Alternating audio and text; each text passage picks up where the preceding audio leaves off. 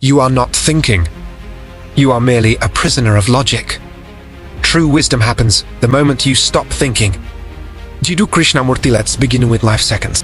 Right now, try to stop every single thought in your head. Do not think about what just happened. Do not think about what you are going to do next. Do not even think, I am doing an experiment. Let your brain come to a complete standstill. Can you do it? Most people find it nearly impossible. The moment you try to quiet your mind, a new thought jumps out. I quiet yet? Or what's the point of this? Or perhaps your mind has already drifted to what's for dinner, or an unfinished report due tomorrow. See, that voice never stops. This is the first cruel truth we must face. You think you are using your brain, but in reality, your brain is using you.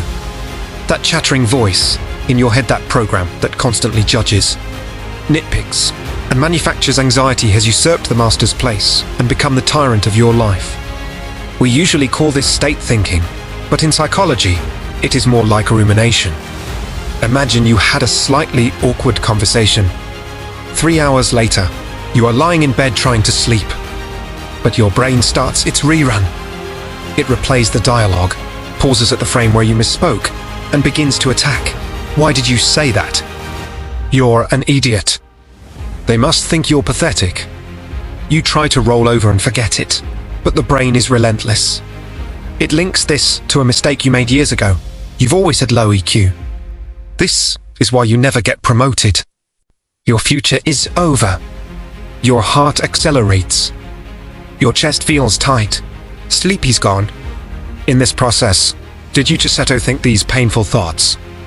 If you had a choice, you would choose to sleep peacefully. But you can't stop. This voice is like a vicious roommate living inside you. He creates noise day and night, and you are powerless against him. This uncontrolled, compulsive thinking is the root of 99% of modern suffering. We must clarify a core psychological fact. Pain and suffering are two different things. Bad things happen: job loss, heartbreak, illness. These bring physical or emotional pain. It is unavoidable. But Sepharanges, your brain's processing of these events. Unemployment is a fact. But the brain tells you, unemployment means I'm incompetent. People will look down on me. My life is ruined. That is suffering. Krishnamurti once said that thought is the old. Our thinking is merely a heap of past memories, experiences, prejudices, and fears. When you use this old program to meet every brand new moment, you fall into a dead loop. Our greatest mistake is equating I think with I am. You believe the voice in your head is you. When it says you are terrible, you take it as fact. When it says the future is scary, you take it as a prophecy. But that voice is not you. It is merely a biological machine generating calculations for survival. Just as your heart beats and your lungs breathe, your brain secretes thoughts. You don't mistake your saliva for you. So why do you mistake the secretions of your mind for you? If this chattering voice isn't you, then who are you? This leads to our second core concept, metacognition, awakening the inner observer. Imagine you are standing by a busy road. This road is your mind. The cars speeding by are your thoughts. Most people are in this state. Every time a car passes, they instinctively open the door and jump into the passenger seat, letting the car drive them into the unknown.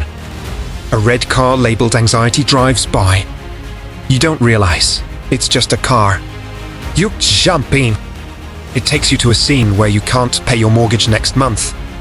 You ride with it, experiencing one internal disaster after another. Then a black car labeled anger passes. You jump in, and it takes you back to the driver who cut you off this morning. You sit there, teeth clenched, reliving the rage. You spend your whole day jumping from car to car. This is why, even if you sit in an office all day without moving, you feel exhausted by evening. Your spirit has traveled thousands of kilometers in the traffic of your thoughts. What is an awakened person like? An awakened person still stands by the road. They see the anxiety car coming, but they don't open the door. They stand on the sidewalk and watch it pass. They say to themselves, "Oh, I see that the thought of anxiety has arrived." Note the tiny but decisive difference.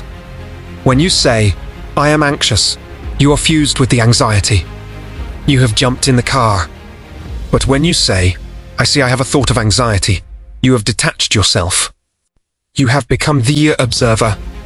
This is what Krishnamurti called choiceless awareness. You don't need to block the traffic, that's impossible. You don't need to judge the cars. You only need to watch.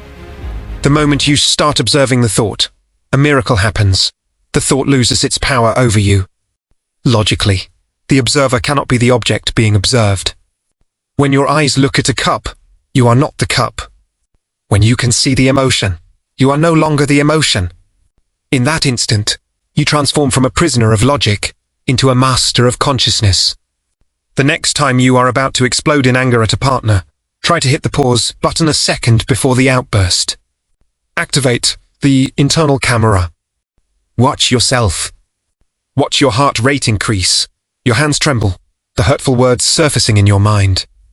In that act of observation, you will find that the fire of rage begins to dissipate. It is like a clown who has been exposed. It slinks away because it can no longer manipulate you. To see is to be free. You don't need to defeat anger. You only need to look at it. The observer is the true, constant you. Sky. Thoughts and emotions are the clouds. The clouds may be black or white, stormy or light, but the sky is never stained by the clouds nor soaked by the rain. The sky simply allows everything to pass through. When you practice this detachment, a new thing appears in your mind: space. A gap opens between stimulus and response. That gap is the habitat of your freedom. Why is the brain so obsessed with noise? Why does it refuse to stay in the now? This touches on the psychological root of anxiety, the illusion of time.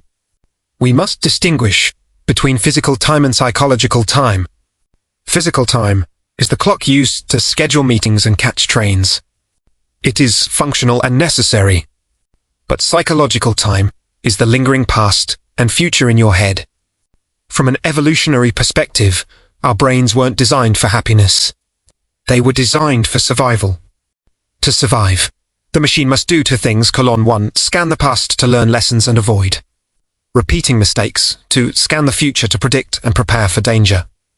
This is the biological reason it is so hard to live in the now. Your brain thinks it is protecting you by living there. In primitive times, this saved our lives. In modern times, it is akarsi. Your brain treats a boss's criticism or a bank balance like a saber-toothed tiger. But life only exists in the present. Think about it. Have you ever spent a single second in the past or the future? Everything you have ever experienced happened in the now. Memories are just traces in the now. The future is a projection in the now. All stress and anxiety stem from your body, being while your mind is there. Example: you are washing dishes. The temperature of the water, the feel of the porcelain if you are fully present. It is a neutral, perhaps even Zen experience. But your brain takes you to the future. After this, I have to help my kid with homework. I've explained that math problem 3 times, and he still doesn't get it. Is he slow? What if he doesn't get into a good school? What if he never finds a job?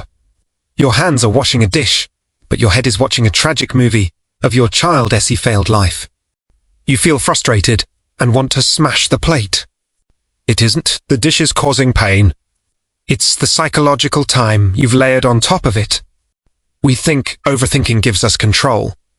It's an illusion. Overthinking consumes the energy needed to solve the problem. How do we cut this circuit of anxiety? Return to the senses. Thinking is abstract. The senses are real. When anxiety strikes, don't try to think your way out. Feel the pressure of your feet on the floor. Feel the air entering your nostrils. Listen to the hum of the air conditioner or the distant traffic. Because the bandwidth of consciousness is limited. When you are fully focused on sensory input, you cannot simultaneously carry out conceptual. thinking. In that moment, psychological time vanishes. No future, no anxiety, no past, no regret. You simply are. This is not an escape. It is high-dimensional recharging. In that silence, your intuition and wisdom can finally surface. The final step, the gift of surrender. We are constantly wrestling with reality. In psychology, we call this resistance. The formula for suffering is suffering equals fact times resistance. If resistance is zero, suffering vanishes, even if the fact is negative.